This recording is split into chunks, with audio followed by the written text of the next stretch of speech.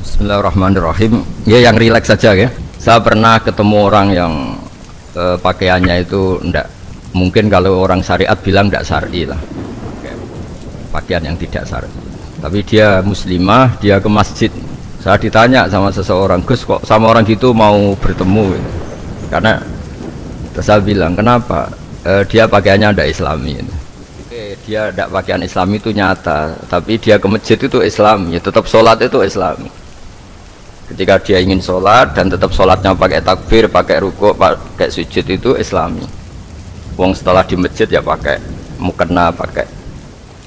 Kalau sama-sama nyata, Anda kan boleh ngingat sama-sama yang fakta. Gitu. Dia punya kesalahan dalam berpakaian, dia punya kebenaran dalam sujud, dalam rukuk, dalam ibadah.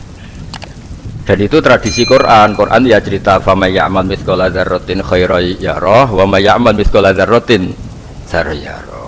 Apa susahnya sih ingat dua-dua sisi itu?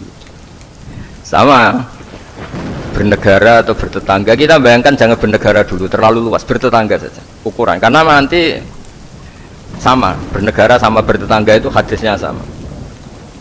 Kita di kampung itu ya ada masjid dan orang-orang yang nggak sholat juga nyumbang masjid. Bahkan ada yang nyumbang masjid banyak terus tidak sholat karena keramik saya sudah sholat katanya. Saya pernah ketemu orang model gitu itu ya ada. Jadi tapi ada juga yang sholat terus tapi nggak pernah nyumbang masjid. Intinya itu Allah itu punya tradisi, punya sunnah tua. Kebaikan ya dihitung, kejelekan juga dihitung.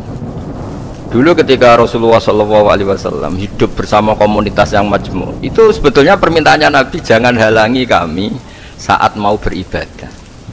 Dulu sampai perang karena mereka menghalangi. Sebenarnya problem mereka wa yasudduna an sabilillah, menghalangi. Sebenarnya kalau dulu saling toleransi ya nggak ada masalah. Artinya ketika Anda ingin sholat di Indonesia agak dihalangi, ingin pengajian nggak dihalangi, sebenarnya ini nggak ada masalah. Ya, soal ada kebaikan, ada keburukan ya mulai Nabi Adam sampai sekarang sampai kiamat. Itu cara pandang. Jadi cara pandang kita terhadap orang lain itu harus hal-hal yang nyata. Kalau kesalahan mereka nyata, kebaikan mereka juga nyata. Kenapa kita hanya ingat sisi yang jelek, tidak ingat sisi yang baik? Saya sering cerita ke santri-santri saya, setiap saya pengajian diundang orang di mana-mana itu saya mesti istighfar. Karena nggak ada pilihan. Saat saya datang ke pengajian di Sulawesi, misalnya saya tinggal ngaji di sini. Saat saya ngaji di sini, tinggal undangan yang di sana. Hidup itu tidak banyak pilihan, meninggalkan kebaikan, melakukan kebaikan. Artinya gini, dalam kebaikan saja ada kebaikan yang ditinggalkan. Apalagi dalam kejelekan. Makanya di sini ada pepatah terkenal dalam ilmu tasawuf tuh, wastighfaruna yahtaju ilal istighfar. Saat Anda baik saja butuh istighfar. Bapak saya kalau guyon gini, Mas Sofyan, ada imam istiqomah jadi imam masjid sampai tua sampai batuk-batuk, itu bagus istiqomah, tapi itu masalah kata bapak, akhirnya nggak kaderisasi katanya. Itu istiqomah apa nggak mau diganti orang lain ya?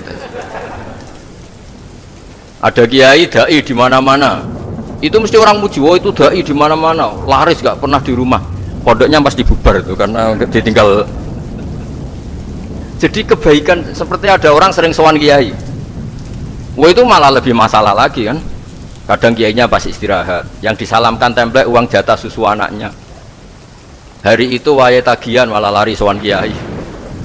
Nah, harusnya di rumah ada berdoain tagihan listrik tak apa. Jadi makanya di hikam itu terkenal kata-kata manusia itu siapa? Manusia itu mangkanat mahasinuhu masawiyah fakih falatakunu masawihi masawiyah. Manusia itu orang ketika baik saja salah, apalagi pas salah. Coba saya misalnya pidato begini, di atas panggung saya orang alim pidato nasihati orang. Di saat yang sama seperti yang tanya Mas Wildan tadi, ada agak sopannya. Di situ ada mungkin orang yang lebih sepuh timbang saya. Masa lebih muda kok di atas? Yang di bawah lebih tua? Ada agak sopannya. Mau nggak pidato disuruh, tapi misalnya yang paling sepuh pidato nggak pernah ngaji kok pidato, terus gimana? Artinya ketika kita baik saja ada salahnya, apalagi pas salah. Sebab itu ajaran Rasulullah itu suruh berdoa Rabbana dzolamna anfusana. Sebelum minta itu merasa ya Allah kita ini mendolimi diri kita sendiri, karena dalam pilihan-pilihan itu pasti ada salahnya. Coba misalnya Anda bangun masjid habis 2 miliar, yang harusnya 1 miliar sudah jadi. Terus nanti suatu saat ketemu Allah ditanya, itu ada orang miskin, fakir miskin, yatim. Andai kan kamu sumbang 1 miliar itu sejahtera semua. Gara-gara kamu bangun masjid terlalu mewah. Ya tapi kadang-kadang orang kebaikannya itu orientasinya bangun masjid, gak tertarik nyumbang fakir. Saat itu cara berpikir gitu mau apa? Tapi kalau dia mau luhur manusia terbaik karena bangun masjid 2 miliar, coba diaudit secara kepentingan syar'i. Penting mana dengan ngasih makan fakir miskin? Penting mana dengan menikahkan janda misalnya? Penting mana dengan pendidikan? Apa artinya masjid mewah orang nggak tahu halal haram, nggak tahu najis, nggak tahu cara sesuci, nggak tahu cara adzan yang benar? Terus penting mana untuk beli kitab sama dipakai masjid? Apa artinya beli kitab apa tapi nggak makan? Penting mana makan sama beli kitab? Ada auditnya. Makanya manusia itu ketika baik pun disuruh istighfar, apalagi ketika salah. Nah dengan perasaan seperti itu kebencian pada orang lain luluh karena potensi baik pada orang lain ternyata tinggi dan potensi salah ke kita juga tinggi. Nah dilatih gitu. Jadi di Ihya itu ada kitab tawadhu. Kitab tawadhu itu dilatih ketemu orang tua. Gua aksaru ibadatan, dia mesti ibadahnya lebih banyak karena lebih tua timbang saya, pasti sholatnya lebih lama timbang saya.